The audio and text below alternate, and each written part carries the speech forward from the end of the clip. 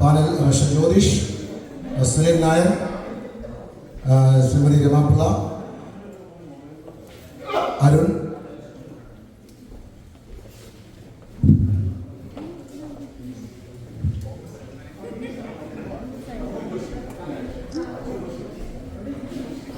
LDFിന്റെ പ്രതിനിധി അക്കു കോശിയെ ഇങ്ങോട്ട് ക്ഷണിക്കുകയാണ്.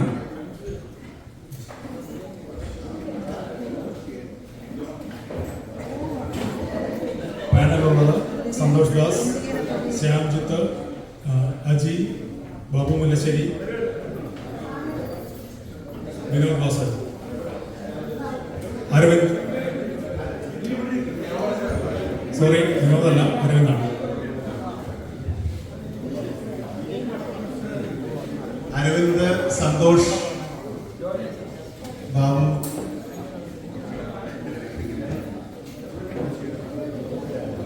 അജി,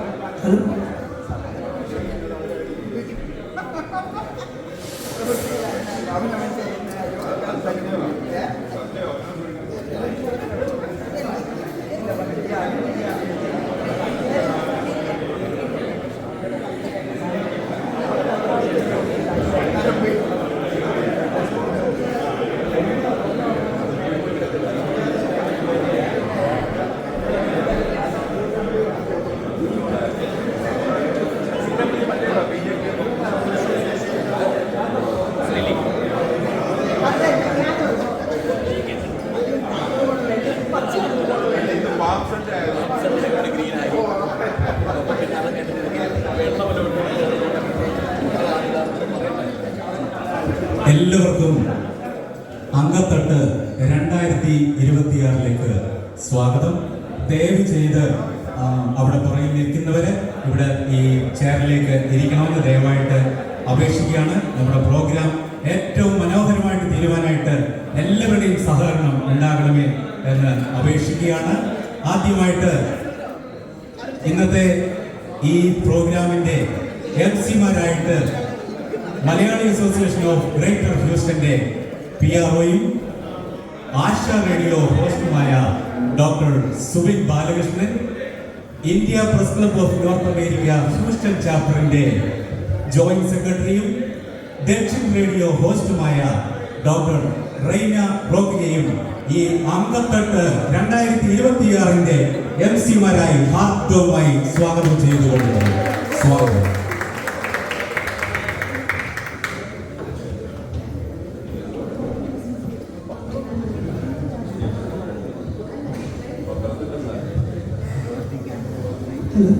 ഹലോ, എല്ലാവർക്കും നമസ്കാരം.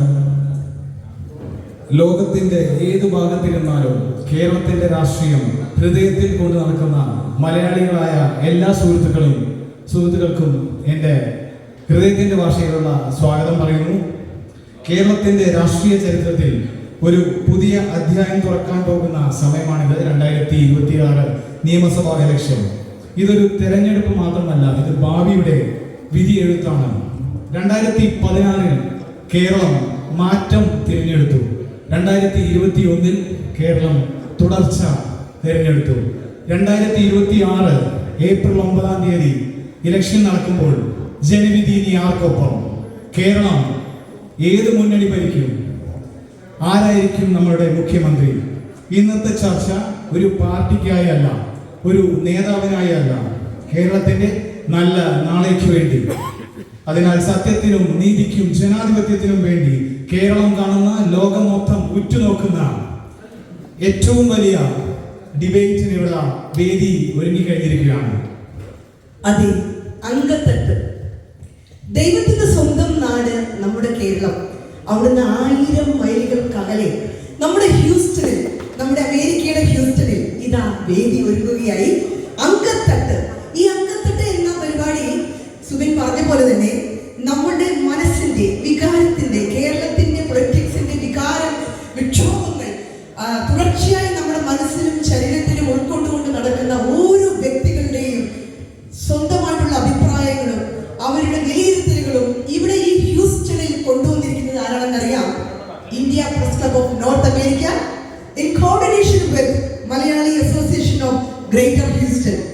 നമുക്കറിയാം, സുബിൻ പറഞ്ഞതുപോലെ തന്നെ നമ്മളുടെ അമേരിക്കയിൽ എനിക്ക് തോന്നുന്നു ഇത് ഹ്യൂസ്റ്റണിൽ മാത്രം നടക്കുന്ന ഒരു പരിപാടിയാണ്.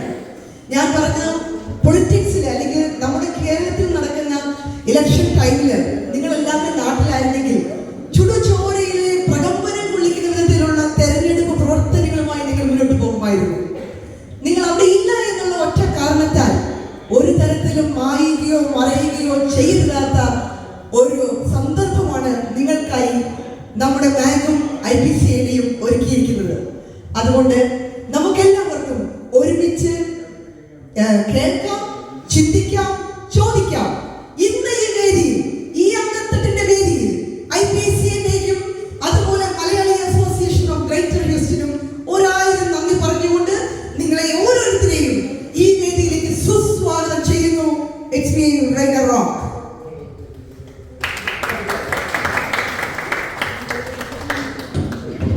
നമുക്ക് അടുത്തതായിട്ട് national anthem ആണ്. So may I request everyone to kindly rise and please have the national anthem for the United States followed by national anthem of India. അതിനായിട്ട് ഷിനു, please go forward.